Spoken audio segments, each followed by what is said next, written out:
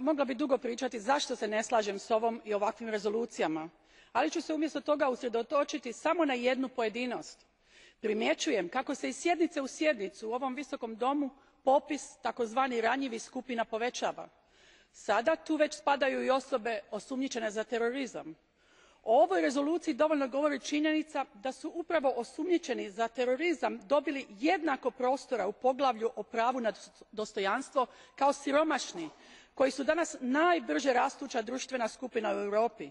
Izvjestitelj u svom zalaganju za prava raznih manjina zaboravlja kako su u siromaštvu svi jednaki, bez obzira na dob, spol, nacionalnost te rasnu i vjersku pripadnost.